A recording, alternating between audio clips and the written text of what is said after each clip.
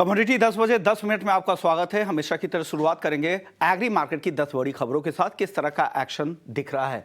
जीरे की बात करें तो यहां अराइवल्स जो पिछले हफ्ते काफी कम थी, 15,000 टन के आसपास ऑल इंडिया का अराइवल एक हफ्ते में है, और जो दिसंबर के आखिरी हफ्ते से अगर तुलना करें तो करीब करीब 4.5% कम अराइवल, यानी अराइवल लगातार कम हो रहे हैं। अब नए सीजन के जीरे का इंतजार है जो फरवरी के मध्य के आसपास वहां से आवक शुरू हो जाएगी। 33,000 के आसपास भाव। धनिया की बात करें तो यहां पर भी दबाव है क्योंकि स्टॉकिस्ट और किसान दोनों के पास माल ज्यादा है। कैरी ओवर स्टॉक की चिंता में दबाव है। 7,000 के आसपास धनिया का वायदा ट्रेड हो रहा है।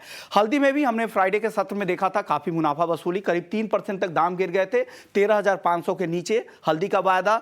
नए सीजन की सीडिंग से पहले यहां पर अराइवल्स का प्रेशर है जिससे यहां पर दबाव है।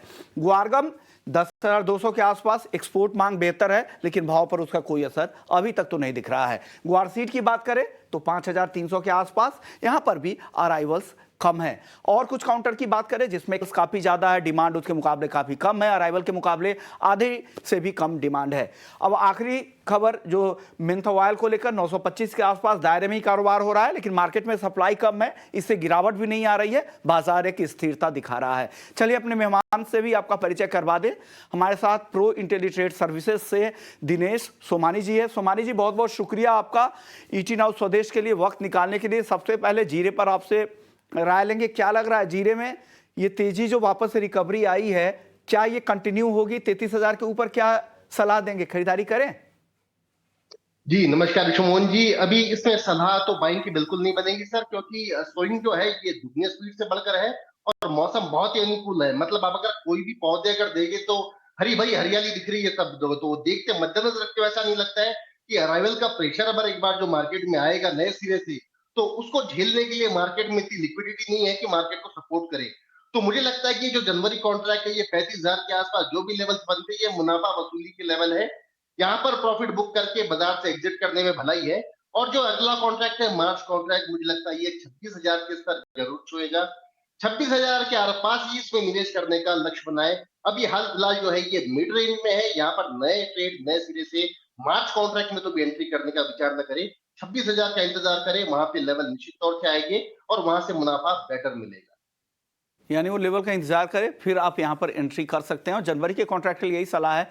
यहां पर नई खरीदारी से तो आपको बचना चाहिए क्योंकि जो फसल की रिपोर्ट है वो काफी अच्छी है। अब तक मौसम भी सपोर्टिव है जिससे यहां पर हो सकता है कि ऊपर में दबाव दिखे। अब बात हल्दी की कर लेते हैं। हल्दी में दबाव वापस से बना है।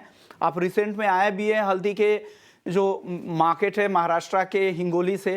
क्या लग रहा है हल्दी को लेकर, क्या खबर है सर? 13,400 के आसपास खरीदारी बनती है क्या अप्रैल के कॉन्ट्रैक्ट में?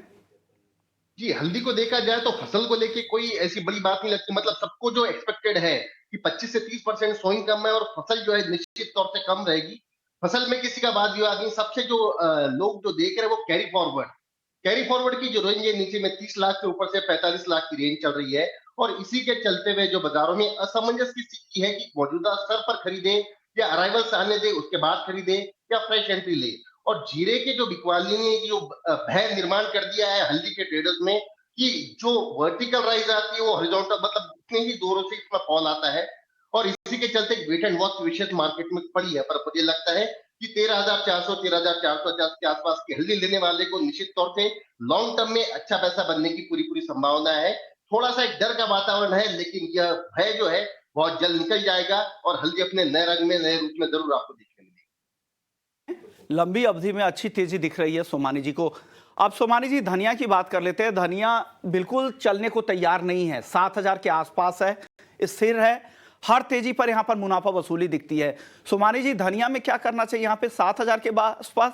क्या वैल्यू बाइंग है ये काउंटर? जनवरी और अप्रैल का कॉन्ट्रैक्ट देखे तो यहाँ पे 700 रुपए का अभी भी स्प्रेड चल रहा है, डिफरेंस चल रहा है। जनवरी कॉन्ट्रैक्ट है ये ऑलमोस्ट अभी एक्सपायर आ जाएगा। 10 तारीख के बाद में आप इसमें नई पोजीशन नहीं बना सकते। तो मेरी ये सलाह रहेगी कि अप्रैल कॉन्ट्रैक्ट 76 तो 7620 के आसपास अपनी नई फ्रेश बाइंग पोजीशन बनाने का प्रयास करें। ये दोबारा मतलब शॉर्ट टर्म अगर मैं कहूँ तो 80 टू 84 के आसपास के लेवल्स इसमें निश्चित तौर से देखने मिलेंगे। ये एक ऐसी कमोडिटी है जहां स्विंग निश्चित तौर से कम है। कैरी फॉरवर्ड का प्रेशर जितना आना था उतना आ चुका है। ये जो करंट मौजूदा स्तर है इसमें मैक्सिमम जो कैरी फॉरवर्ड ये पूरा इंक्लूड है। और इस लेवल पर वैल्यू बाइंग निश्चित तौर से आएगी। सबसे सस्ती कमोडिटी अगर देखी जाए तो यही है। यहाँ पर वैल्यू बाइंग के तौर पे निश्चित तौर पे निवेश करना चाहिए। 7620 7640 का एप्रिल कॉन्ट्रैक्ट निश्चित तौर से कुछ ना कुछ रुपए देकर जाएगा।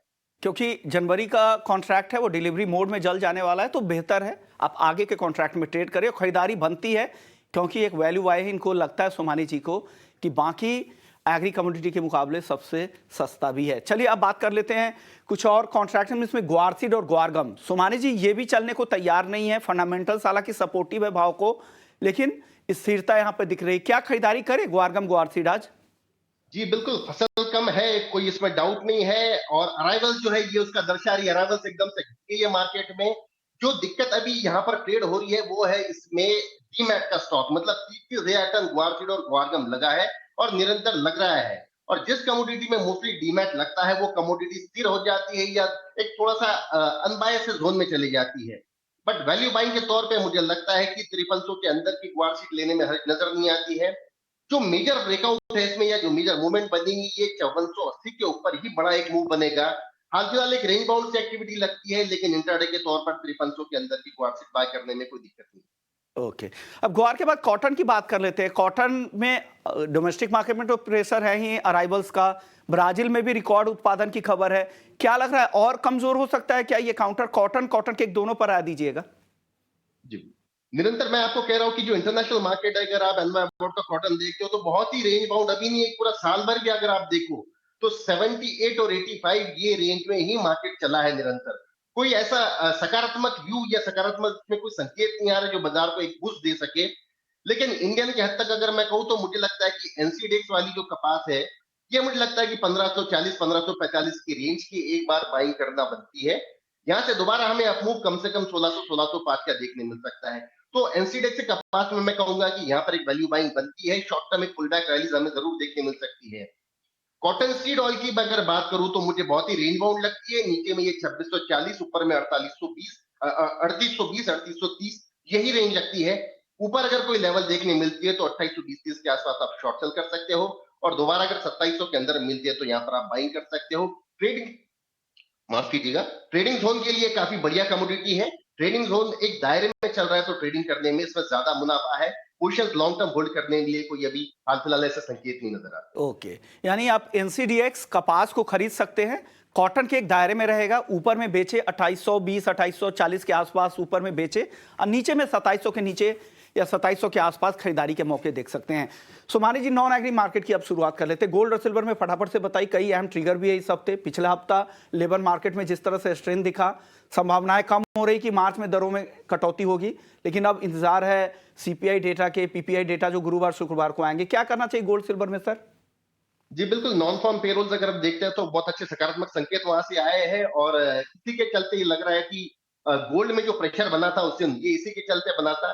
बट फिर भी गोल्ड एक बढ़िया जोन में है, गोल्ड एक डिमांड जोन में भी चल रहा है। हाल फिलहाल मुझे लगता है कि 62,250 अगर एक लेवल टिप मिलता है शाम के सत्र में तो 62,250 के आसपास दोबारा एक बार बाइंग बनती है। 62,500 62,720 इसमें अपसाइड लगता है मुझे। 62,000 के नीचे इसमें स्टॉप लॉस मेंटेन किया जा सकता है। और सिल्वर की अगर मैं बात करूं तो 72,000 के अंदर, मतलब 71,960 970 अगर ये लेवल आता है इवनिंग सेशन में तो यहाँ पर बाय करना चाहिए। दोबारा 72,800 72,900 के लेवल्स अपसाइड देखने मिल सकते हैं और नीचे में 71,450 जब तक होल्ड करता है इसकी अपसाइड ट्रेंड जो है, ये रैली जो है कंटिन्यू रहेगी ऐसा मुझे लगता है। ओके सोमानी जी, वक्त बहुत कम है, क्रूड और कॉपर इन दोनों पर अपनी राय फटाफट से रख दीजिए। जी बिल्कुल, क्रूड बहुत बढ़िया लेवल है, 6050 ये लेवल है। क्रूड यहाँ बाय कर सकते हैं। 6150 का इसमें टारगेट मेंटेन किया जा सकता है और 5985 का इसमें स्टॉप लॉस मेंटेन किया जा सकता है। अगर मैं कॉल की बात कहूं तो 6100 का कॉल 128 में बाय किया जा सकता है, 103 का स्टॉप लॉस, 185 का इसमें टारगेट मेंटेन किया जा सकता है। ओके, शुक्रिया सोमानी जी वक्त निकालने के लिए और पूरी कॉल्स बताने के लिए। तो कमोडिटी 10 बजे 10 मिनट में इतना ही, लेकिन इक्विटी मार्केट के अपडेट्स के लिए आप बने रहिए हमारे साथ। नमस्कार।